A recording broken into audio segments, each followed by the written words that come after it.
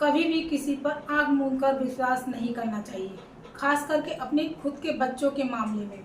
आज के टाइम पर हम अपने घर के लोगों पर ही विश्वास नहीं कर सकते।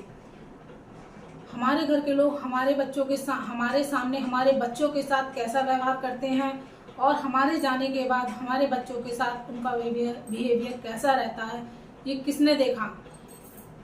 इसलिए फ्रेंड्स, बच्चों के मामले में, खास करके लड़कियों के मामले में, हमें अपने घर के लोगों पर ही विश्वास नहीं करना चाहिए। बाहर की बात तो दूर रही, ये घटना जो मैं आज आपको सुनाने जा रही हूँ कि कैसे एक किन्नर ने एक लड़की को प्रेग्नेंट कर दिया। आज इस घटना से मैं आपको रूबरू कराने जा रही हूँ। स्टोरी शुरू करने से पहले आप सभी को मेरा नमस्कार। मैं अविका, मेरे चैनल में आपका स्वागत है और मैं आपसे हाथ जोड़कर रिक्वेस्ट करती हूँ कि अगर आपने अभी तक मेरा चैनल सब्सक्राइब नहीं किया है तो प्लीज़ मेरे चैनल को सब्सक्राइब करें और एक प्यारा सा कमेंट भी करें और लाइक करें और साथ ही साथ अपने जानने वाले तक मेरे वीडियो को शेयर भी करें। तो आइए शुरू करते हैं आज की घटना को। दोस्तों, यह घटना बंगाल के फरक्का के मुंगेर की है। यह घटना वहां पर एक गरीब परिवार रहता था, जिसमें माता पिता और भाई बहन, ये सिर्फ 4 लोग रहते थे। ये चारों खुशी के साथ अपना जीवन यापन कर रहे थे। यह जो लड़का होता है मनीष, बाहर जाकर जॉब करने लगता है और धीरे धीरे जब सैलरी बढ़ने लगती है तो यह वहीं पर एक अपना घर ले लेता है फरक्का में ही। उसी बीच मनीष की मुलाकात एक लड़की से होती है। उस लड़की का नाम प्रियंका होता है। प्रियंका जब मनीष से बात करती है तो प्रियंका को मनीष अच्छा लगता है। ऐसे ही धीरे धीरे दोनों में बातचीत शुरू हो जाती है और दोनों एक दूसरे को पसंद करने लगते हैं। फिर एक दिन मनीष प्रियंका को उसके घर छोड़ने जाता है और प्रियंका के पिताजी देख लेते हैं इन दोनों को साथ में। तो वह कहते हैं कि बेटा ये कौन है।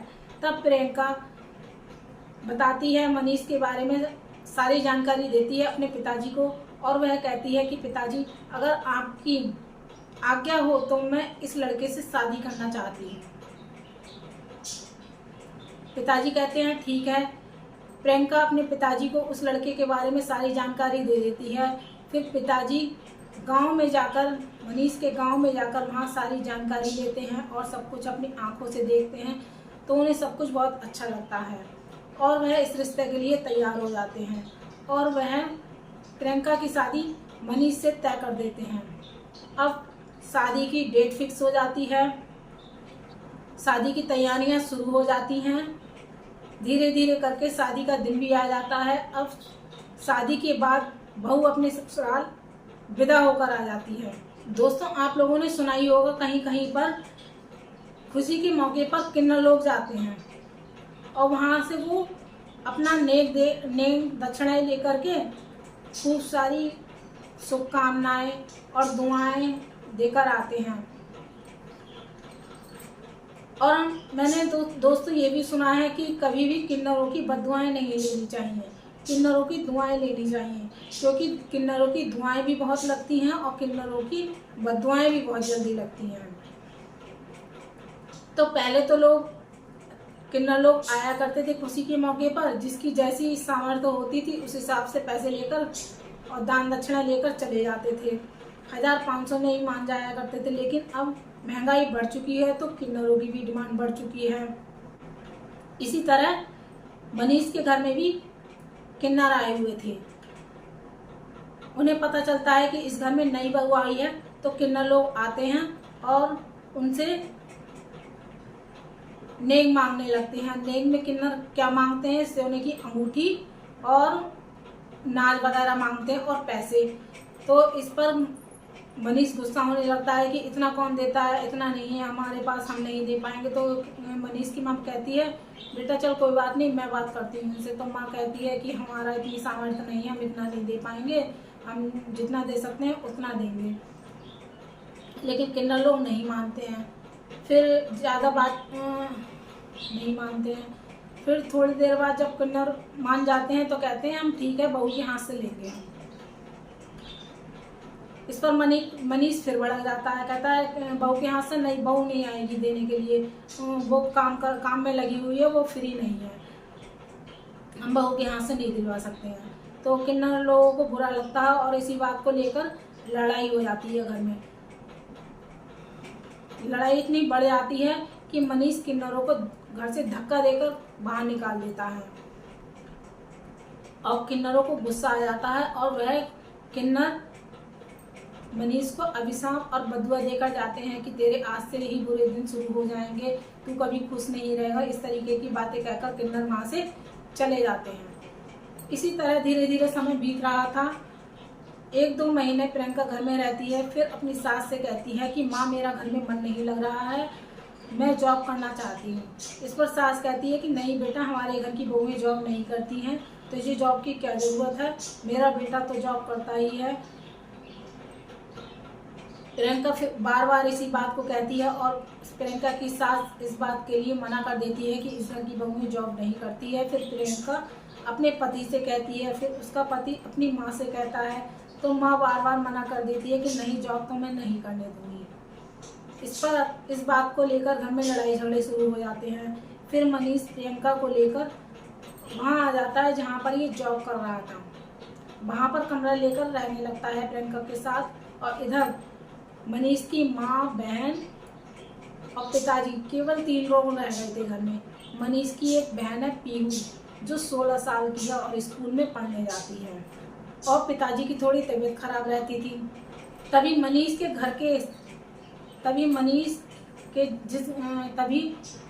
के माता पिता जिस घर में रहते थे, उसी घर के पास में एक रूम खाली था। वहाँ एक किन्नर आता है और वह रूम किराए पर लेता है और रहने लगता है। उस किन्नर का नाम होता है पलक। उसका यही काम था कि नाच गाना करके पैसे कमाना। और पलक का मनीष के घर आना जाना था। माँ और बहन के साथ उठना बैठना काफ़ी हो गया था। मनीष की माँ उसे बेटा कहकर बुलाती थी और पीयू भी जब खाली टाइम होता था तो पलक के पास बैठने चली जाया करती थी। मनीष की माँ जब भी कोई सब्जी बनाती थी तो वह पलक के लिए ज़रूर भेजती थी। पलक भी उनके घर खूब आती जाती थी। खूब उठना बैठना हो गया था इन लोगों के बीच। पलक का व्यवहार मनीष की माँ को वह बहुत अच्छा लगता है। वह कहती है, बेटी तुम बहुत अच्छी हो। एक दिन मनीष की माँ अपने पति को डॉक्टर के पास ले जाती है और वह अपनी बेटी पीहू को पलक के पास छोड़ जाती है। पलक उस टाइम पर अपने घर पर गंदी फिल्म देख रही थी। इस पर पीहू कहती है, अरे दीदी आप ये क्या देख रही हो? तो पलक कहती है कि ये देखने में बहुत अच्छी लगती है फिल्में, तुम भी देखो। पलक कहती है नहीं, पीहू कहती है कि नहीं, मैं ऐसी चीज़ें नहीं देखती हूँ। फिर वो उस पर प्रेशर बनाती है और ज़बरदस्ती उसे दिखाने लगती है। फिर पीहू भी धीरे धीरे करके पीहू को देखने में इंटरेस्ट आने लगता है और वह भी रोज़ देखने लगती है। ऐसे करते करते इन लोगों में आपस में शारीरिक संबंध बन जाते हैं। अब तो रोज़ रोज़ यही काम होता था, दोनों के बीच शारीरिक संबंध बना करते थे, लेकिन घर वालों के पीठ पीछे। घर वालों को इसके बारे में कुछ भी पता नहीं था और पीहू को भी मज़ा आने लगा था। वह भी रोज़ पलक के घर आती थी। एक दिन पीहू अपनी माँ से कहती है, माँ मेरे पेट में बहुत तेज़ दर्द हो रहा है।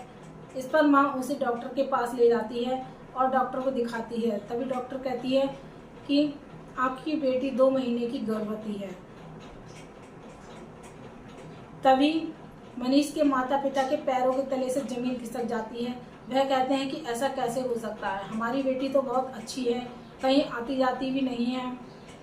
तब वह अपनी बेटी को घर ले आते हैं और माँ अपनी बेटी को बहला फुसला कर प्यार से पूछती है कि बेटा ऐसा किसने किया,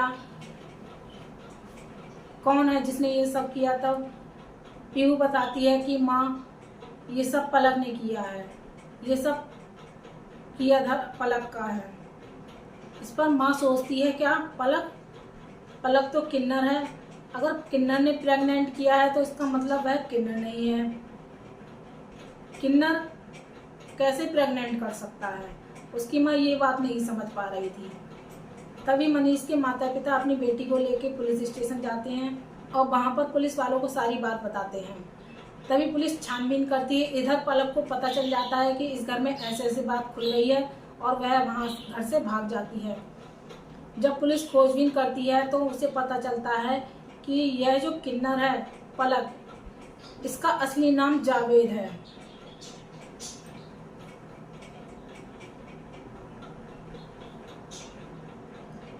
और यह यही काम करता है, सुंदर महिलाओं को, सुंदर लड़कियों को अपने प्रेम जाल में फांसता है और किन्नर बन के उनके घर के पास रहता है और उनकी ज़िंदगी बर्बाद करता है। फिर दोस्तों जावेद पकड़ा जाता है। दोस्तों आज की घटना आपको कैसी लगी प्लीज़ कमेंट करके ज़रूर बताइएगा। कल फिर मिलेंगे एक नई और सच्ची घटना के साथ। तब तक के लिए जय हिंद, जय भारत।